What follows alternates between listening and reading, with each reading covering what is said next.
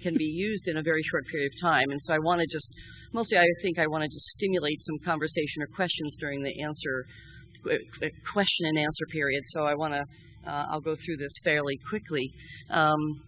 What I've learned, because I came out of a really traditional medical training and education and have moved into this world of looking at things, from a much more of a complementary alternative therapy vision. And the one thing that strikes me about that is that most all of the modalities that I'll talk about or that you've heard about are all fairly holistic. They look at the client. You're not just a woman with fibroids.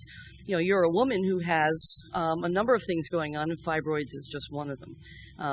So that when you think about doing alternative therapies, it's very comprehensive. It is it's nutrition, it's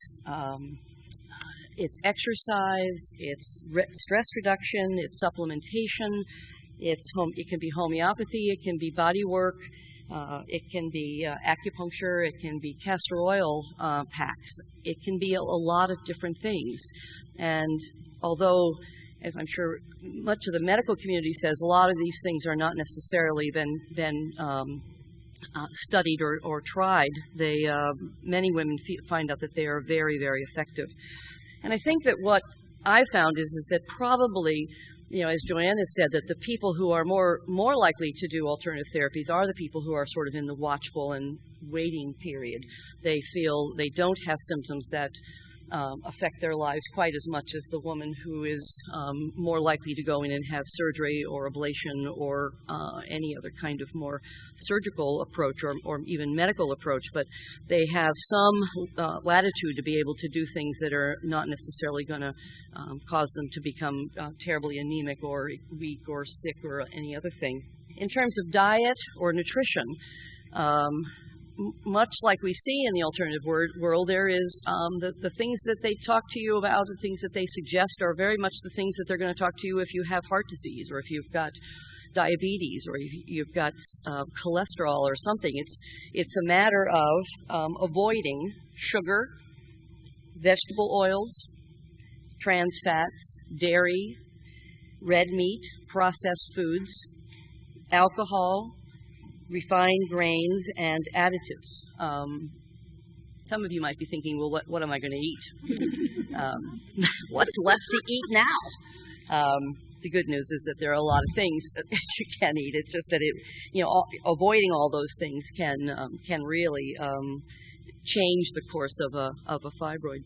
Lifestyle is an interesting one because I think that lifestyle is that word. I went on the internet to try to find out what the word lifestyle means. I mean, we've all learned that as medical providers, and it all comes down to the stuff about reduce stress and exercise and eat well and pray and do all that stuff. But for the most part, it's really a bigger thing than that. It's really about our lives on this earth and how we fit into the world, how we fit into our families, how we feel about being women, how we feel about being mothers if we are, or doctors or nurses or teachers.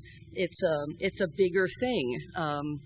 Dr. Christina Northrup talks about the energy of the uterus.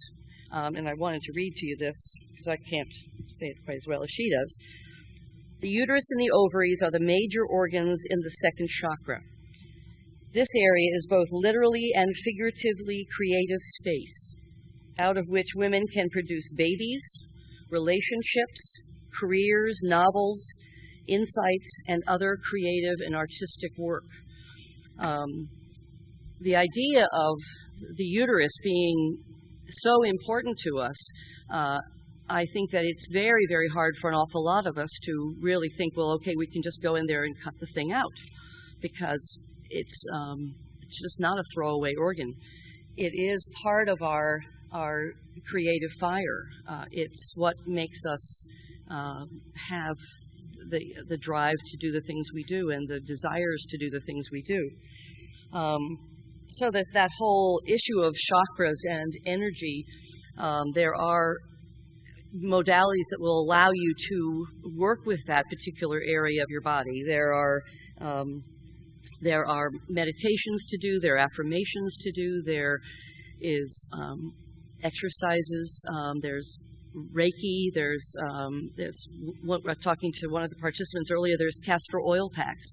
Now, who the heck knows what castor oil does when it's applied to the outside of the body? We know what it does when you take it internally, but that's more of a GI thing than it is actually your uterus. But we have found, I certainly have found in my own practice, that people who use castor oil packs for fibroids have been known to shrink them. I've felt them. I felt the fibroids just go away with that. It's a non-toxic. It's very easy to do. It's I think of it as also as a meditation.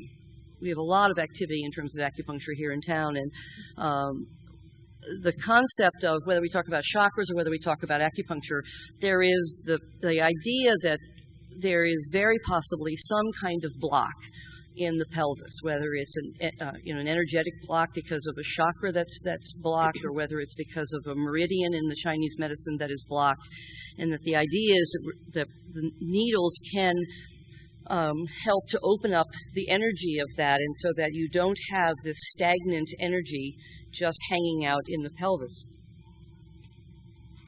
Excuse me. The other piece about acupuncture, as I mentioned earlier to one of the participants, is that we have a lot of acupuncturists who do needles only. Some of the real traditional Chinese acupuncturists feel like the herbal treatments are really the mainstay for Chinese medicine, and that needles only support the herbs. But nonetheless, it's still a matter of trying to really open up energies and open up blocks. There is the issue of herbs and supplements. I know that all of you, anybody who has a fibroid, probably has certainly talked about taking iron as a supplement, which is pretty easy to recognize as if you're actually becoming anemic because of the amount of bleeding you're having. But there are other supplements. Most of them actually either support the pituitary gland, like Vitex, or else they support the liver in an effort to try to manage some of the toxins that may be appearing or problematic for the liver to be able to really get rid of other toxins that are going on. Again, it's a whole kind of a global system of looking at every system and making sure that not only is your uterus working right, but your thyroid's working right, that your pituitary gland's working right, that your liver is functional, as well as your bowels. So that's